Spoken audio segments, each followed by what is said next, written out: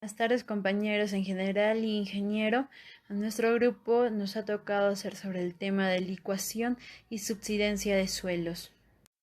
Para nosotros poder entender, tenemos que tener en cuenta qué es la licuación y también qué es la subsidencia de suelos. En la definición nosotros encontramos que la licuación es el comportamiento de los suelos que están sujetos a la acción de una fuerza, ya sea de una carga que esto va a presionar. Ahora, en ciertas circunstancias van a pasar de un estado sólido a un estado líquido. También adquieren la consistencia de un sólido, de un líquido pesado. Ahora, nosotros también tenemos de conocimiento que es un tipo de corrimiento provocado por la inestabilidad de un talud. Y esto es uno de los fenómenos más dramáticos porque son destructivos y también son más polémicos y bueno, en sí explicándolo, pueden ser inducidos en depósitos por acciones sísmicas.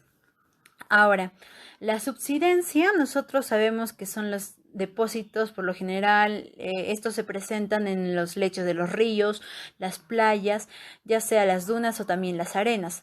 Ahora, donde se han acumulado arenas, también los sedimentos arrastrados por el viento o también sea por el cursor del agua. Ahora, la subsidencia también nosotros encontramos lo que son los tales depósitos que se presentan en las arenas movedizas, como son también las arcillas. Bueno, efectos o consecuencias de la liquefacción o licuación de los suelos como lo conocemos.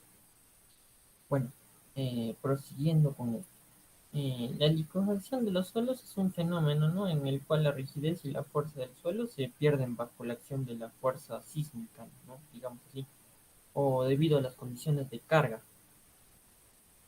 Bueno, la liquefacción de un suelo se produce en un suelo completamente saturado, ¿no?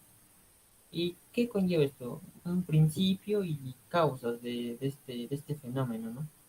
Bueno, el suelo en condiciones normales, digamos así, cuando el suelo está en estado saturado, los poros y el suelo se llenan completamente de agua, ¿no? Y estas moléculas de agua presentan, se presen- presentes en el suelo, ejercen una presión, ¿no?, sobre las partículas vecinas. Bueno, y la presión del agua ejercida por estas moléculas de agua aumenta, ¿no?, con la acción rápida de la carga o de las fuerzas de un sismo. Y bueno, durante la licuación de un suelo, las presiones de agua se vuelven lo suficientemente altas como para contrarrestar la atracción gravitacional, ¿no?, de las partículas del suelo. Y tenemos también efectos, ¿no? Estos efectos que de la licuación de un suelo, ¿no? Que sería uno, la ebullición de arena, ¿no? ¿Qué es esto, no? Bueno, cuando se da la licuación, se produce por debajo de la superficie, ¿no?, que está completamente compactada. O sea, la presión del agua por debajo de la superficie hace que el agua se rompa como una burbuja, ¿no? Y estos salen como agua hirviendo. Esto se llama como la ebullición de arena. Otro tenemos los daños a las estructuras cercanas. La licuación es común en suelos que están sumergidos. Bueno, estas condiciones causan un gran daño, ¿no?, a la construcción de puentes o estructuras, edificios, ¿no?, que soportan depósitos de suelo sumergido. Tenemos otro que también vendría a ser el debilitamiento de algunas presas y muros de contención. Bueno, los suelos que soportan presas y muros de contención se someten a la licuación, ¿no?, a la licuación de suelo. Bueno, lo que resulta en el colapso de estas estructuras. Y a medida que las estructuras pierden la capacidad de control del inmenso de agua, o sea, se traduce en inundaciones incontrolables, ¿no? Otro efecto vendría a ser los deslizamientos de la superficie, ¿no? Bueno, el fracaso de los cuerpos de transporte de agua pueden dar lugar a deslizamientos superficiales. Y Otro efecto vendría a ser el fracaso de estructuras bajo un terremoto o bajo un sismo. Bueno, la licuación seguida por las fuerzas de un sismo hace que las estructuras pierdan su estabilidad, ¿no? Y pueden dividir o inclinarse, trayendo el colapso completo de la estructura, ¿no? Bueno, la importancia de la licuación del suelo, ¿no? Después de que haya ocurrido la licuación, el suelo ya no se comporta como una resina activa de partículas. Bueno, ¿qué quiere decir, no? La fuerza y la rigidez del suelo licuado se reduce significativamente, ¿no? Y lo que a menudo resulta es en una variedad de fallas estructurales. Como decía, ¿no? La licuación de un suelo puede causar daños a estructuras en varias maneras, ¿no? Los edificios cuyos cimientos están directamente en la arena que se licúa experimentan una pérdida de apoyo repentina, ¿no? Que resulta en el asentamiento drástico, o sea, en un asentamiento absoluto. Y este asentamiento viene a ser irregular, ¿no? Y diferencial que se da en el edificio.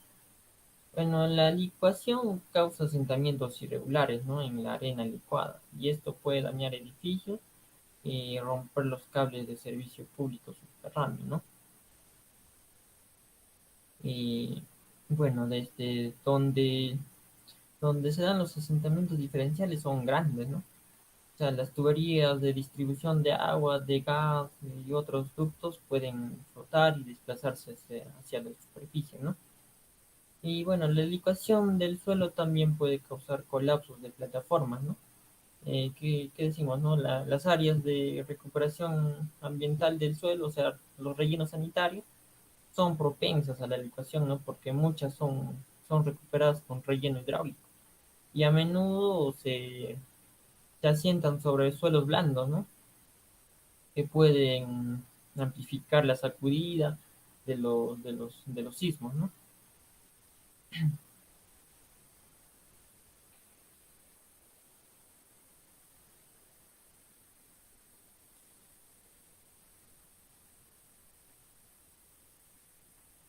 Bueno, tenemos algunas características, ¿no? Ah, de la licuación de suelos. ¿Qué nos dice esto? Bueno, ya no se presentan las mismas características de resistencia y de rigidez, ¿no? Por lo tanto, el suelo después de sufrir, o sea, puede sufrir una variedad de fallas estructurales, ¿no? Como decir, que un edificio se colapse o se incline, ¿no? Bueno, otro es decir que un suelo licuado o un suelo que haya sufrido la licuación o licuefacción, como ya lo conocemos, ya no se considera estable, ¿no? Y no es apto para realizar construcciones. Y bueno, si llegara a construir sobre estos suelos, las estructuras podrían sufrir colapsos, ¿no? O inclinaciones que pueden ser peligrosas.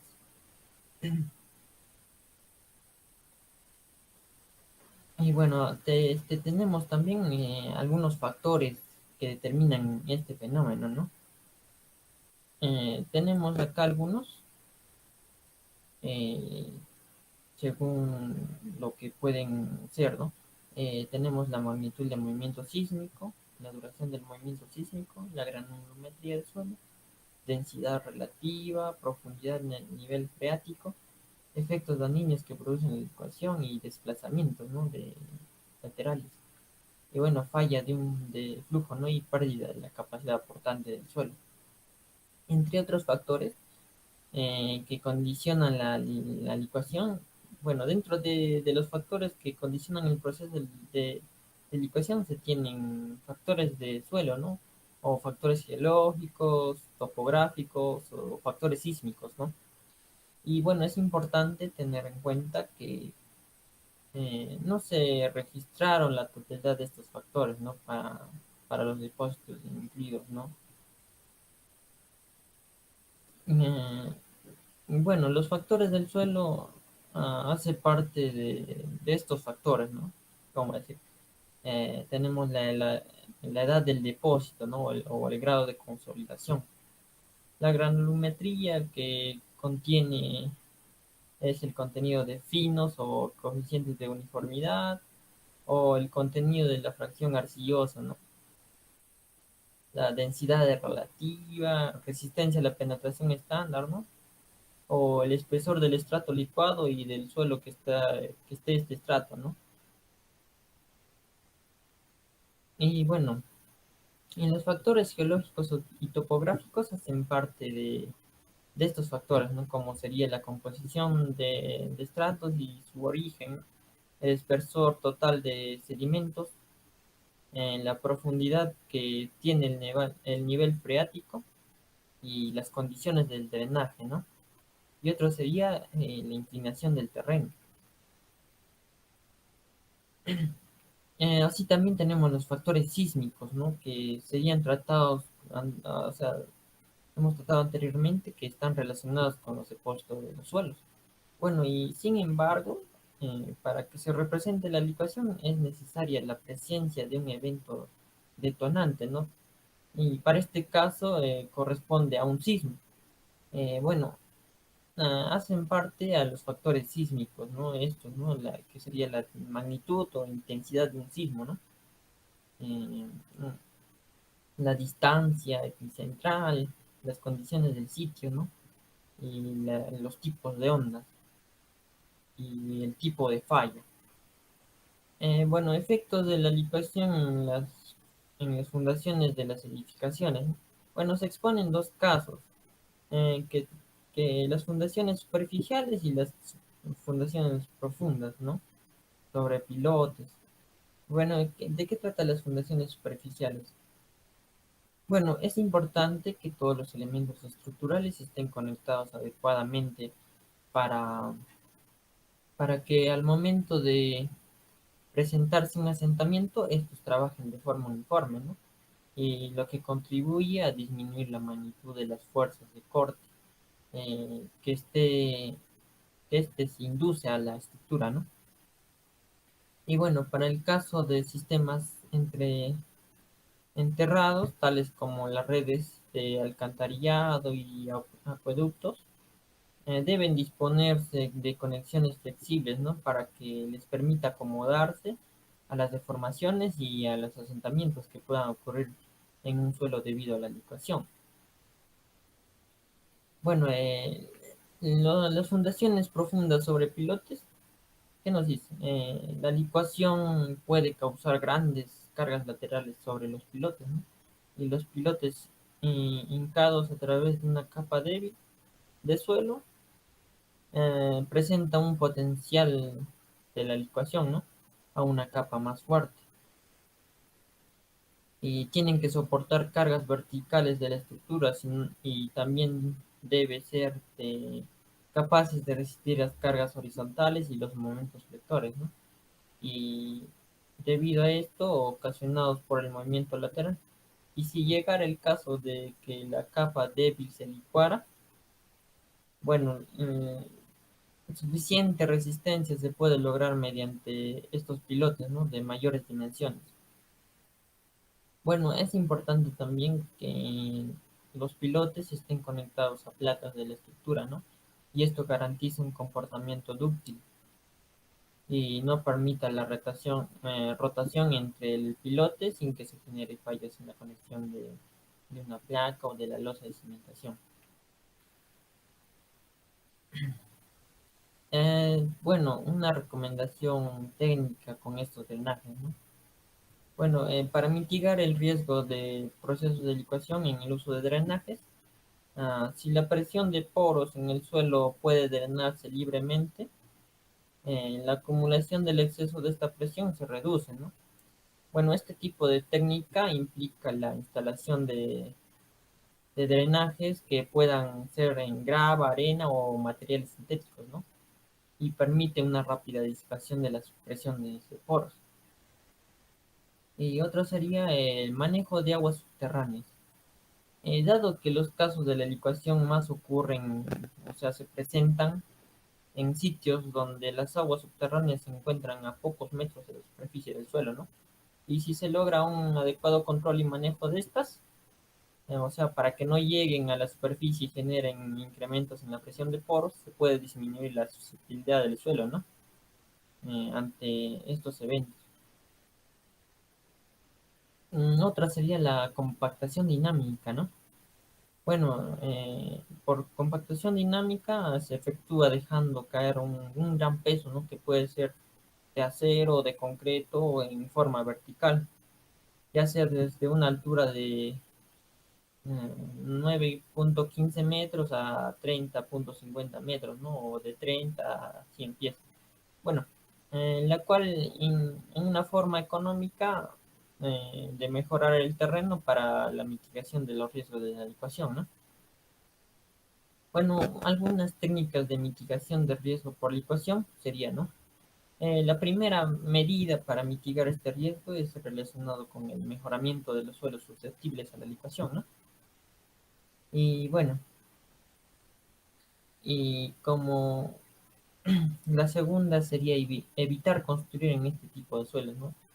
Y bueno, el objetivo principal de la mayoría de las técnicas de mejoramiento del suelo para la reducción de estos riesgos de este proceso de licuación consiste en evitar grandes incrementos en la presión de poros, ¿no? Durante el movimiento de los sismos. Y bueno, esto se puede lograr por medio de la densificación del suelo y el mejoramiento de drenajes. Gracias.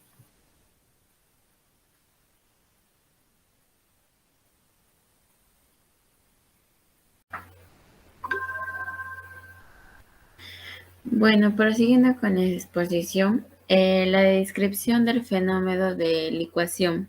Esto es muy importante ya que reconoce las condiciones que existen en un depósito de suelo antes de un sismo, ¿no? Así como también de un depósito de un suelo, ya que consiste de un grupo de partículas individuales de suelo. Eh, También el principio y causas de la licuación. Bueno, más que nada los principios son, el primero puede ser cuando el suelo está en condiciones normales, se caracteriza por ser un suelo ser compactado y firme, ¿no? Así como también cuando el suelo se encuentra saturado completamente o casi al 100% de agua, ya que esto hace que la presión sobre los poros y sobre las partículas aledañas debido al agua aumentan. También tenemos cuando el suelo está con gran porcentaje de agua, es como si estuviera flotando, ¿no? Y así no hay contacto entre partículas, tampoco hay compactación y cualquier cambio en los esfuerzos afectaría a ese suelo. Ahí como podemos ver en la imagen tenemos una licuación de suelo, ¿no? Antes de que ocurra la licuefacción, ya que hay un suelo saturado de agua, ya que tenemos por capas, ¿no? El pavimento, la arcilla y la arena saturada.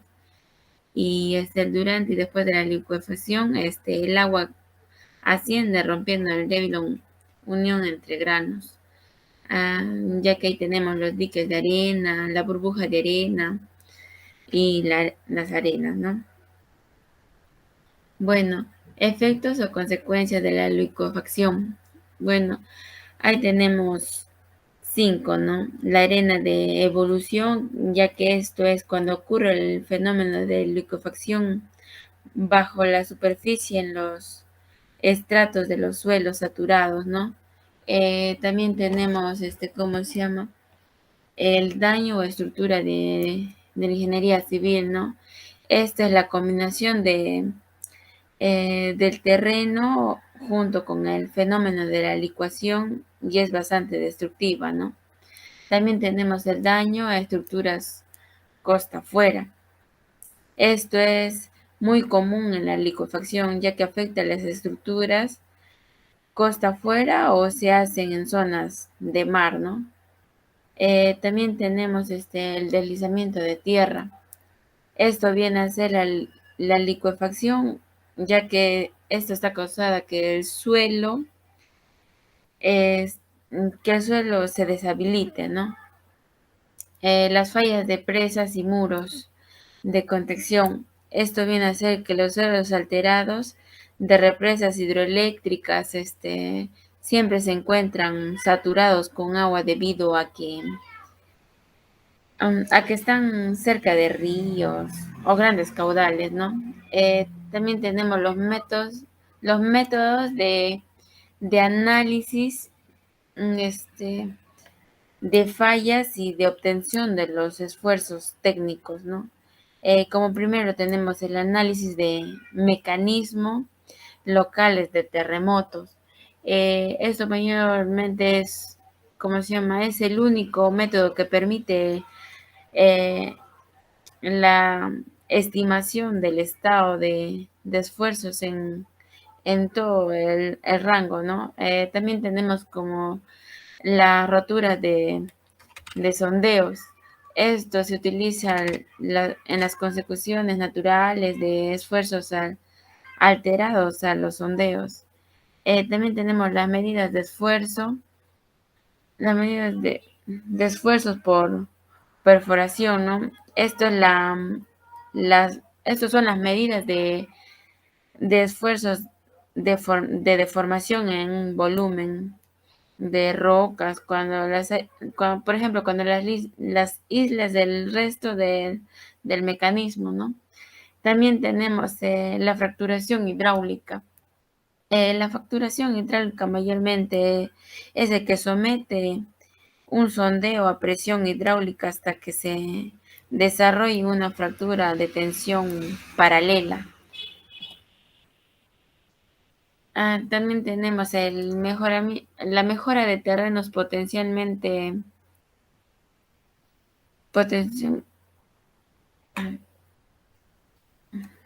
potencialmente licuables. Bueno, ahí como podemos ver, ahí tenemos las inyecciones de compactación. Las inyecciones de compactación es importante ya que durante la inyección se produzca un desplazamiento del terreno sin romper sus estructuras. Como ello tenemos las investigaciones previas y consideraciones geotécnicas, ¿no? Ya que esto mayormente es para un tratamiento eficaz de inyección, de compactación, ya que es necesario tener el conocimiento de las condiciones de los suelos, así como también tenemos las aplicaciones de las inyecciones de compactación. En ellos tenemos tres, ¿no? La mejora de suelo, por ejemplo, la mejora de los suelos, este, esto viene a ser cuando los suelos con baja capacidad portante aumentan la densidad. También tenemos la estabilización y recalce de cimentaciones. Esto mayormente es cuando se incrementa o se rastura la capacidad portante del suelo, ¿no? También tenemos el relleno de cavidades. Esto es con los suelos muy porosos, ¿no? Ya que son erosionados con unas cavidades, por ejemplo, en zonas de relleno que no han sido suficientemente compactadas. Eso sería todo. Gracias.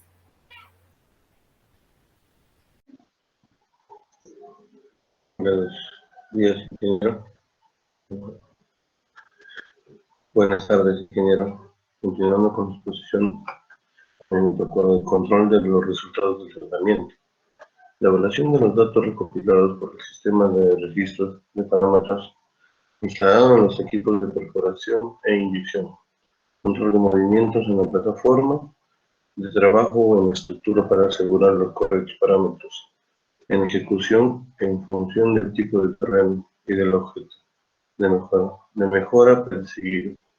Se definirán los ensayos de control, que podrían ser ensayos perimétricos, el CPT y el SPT, antes y después del proceso de inyección. Medidas para mitigar la licuación y susceptibilidad del suelo. Las posibles medidas de mitigación de la licuación incluyen evitar áreas donde puedan ocurrir la licuefacción y el flujo lateral. Licuefacción, el antes y el después. Métodos para reducir los riesgos de la licuefacción del suelo. Ante todo, se recomienda evitar no construir sobre suelos o materiales que se hayan sido comprobados son muy susceptibles a que sean afectadas por la licuefacción. Para ello se debe realizar estudios geológicos y geotécnicos que determinen las propiedades de los suelos donde va a construir. Si ya no puede evitar construir sobre materiales o suelos susceptibles a sufrir licuefacción, se recomienda primero mejorar las condiciones del suelo. En ello se incluyen las características de resistencia, densidad y drenaje. Después se recomienda diseñar estructuras ingenieriles capaces de responder efectivamente ante un terreno y ante la licuefacción del suelo. Subsidencia del suelo. Dice, por disolución subterránea, por construcción de aguas subterráneas o galerías mineras, por erosión subterránea, sustitución o creeping, por flujo lateral y por compactación. En donde dice por disolución subterránea está en sal, en yeso y en rocas carbonáticas. Por flujo lateral, rocas salinas y arcillas. Por compactación, por carga, por drenaje, por vibración, por extensión de fluidos, por hidrocompactación. Bueno, la bajada de nivel del nivel freático. Cuando se reduce el nivel del agua subterránea, el peso interior del suelo aumenta, de sumergido a fondo. Va a un hundimiento de las tensiones efectivas, lo que ocasiona asientos adicionales que dependen del grosor y la rigidez del suelo que se apoya sobre un lecho. El bombeo de aguas subterráneas para excavaciones profundas puede causar el hundimiento de estructuras a kilómetros de distancia, y por esta razón los pozos de recarga de agua se utilizan cuando es necesario.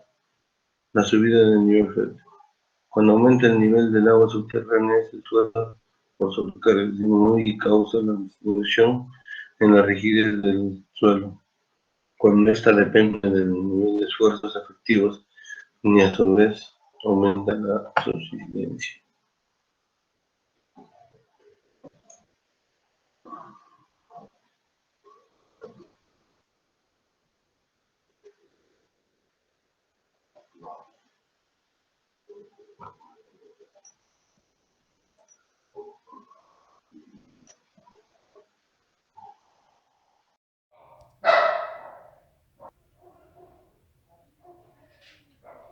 Muy buenas tardes, ingeniero. Mi nombre es Brian Pomalaza Mueras, del curso de Mecánica de Suelos 2. Y bueno, siguiendo con la exposición, yo les hablaré sobre el tema de bajada del nivel freático, ¿no? Relacionado a la subsidencia del suelo. Bueno, ¿qué entendemos con bajada de nivel freático? Bueno, eso más que entendemos son aguas superficiales, ¿no? Aguas que están bajo el suelo, que con el movimiento que hacen su camino, ¿no? Dejando un espacio. Cosa que si el agua se desvía a otro lugar, ese espacio deja un vacío. En ese vacío hay subsidencia, hay quiebres y hay, más que nada, se hace como unos huecos ondulados, ¿no? Algo así, ¿no? Como podemos ver en la imagen, podemos ver el nivel freático. Como un ejemplo, vemos que el lago está emposado en una profundidad, ¿no?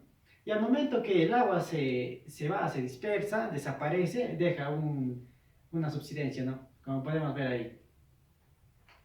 Y bueno, con la siguiente exposición, bueno, también les hablaré sobre la subida del nivel freático. ¿Esto qué quiere decir?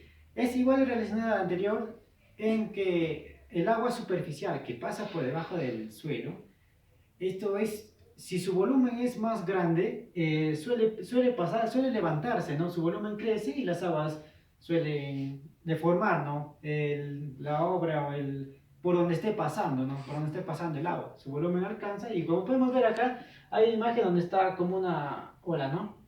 Esto que quiere decir, el volumen del agua ha hecho este fenómeno, ¿no? Bueno, el descongelamiento del suelo.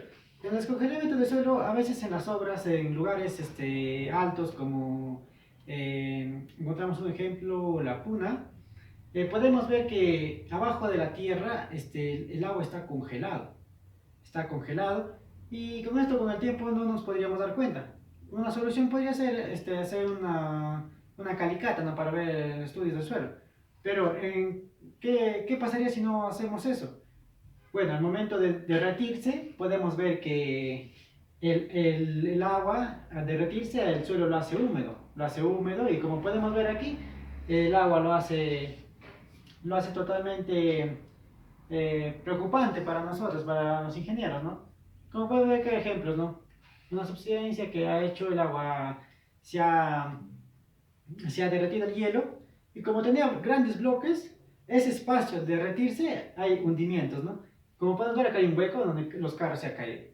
Acá podemos ver cuando se derrite el agua y encontramos así ya mezclado el agua y el suelo y la tierra, todo y no, más que nada se vuelve barro, ¿no?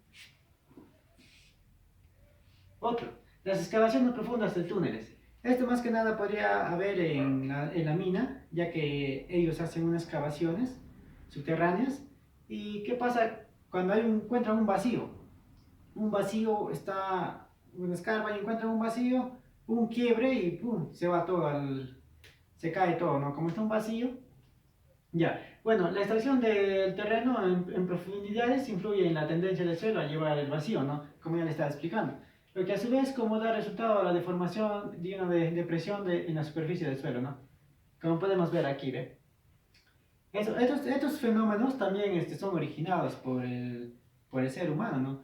No simplemente es por la naturaleza que todo puede pasar, ¿no? Como podemos ver acá un ejemplo, ha habido un hundimiento y ha malogrado la edificación, ¿no?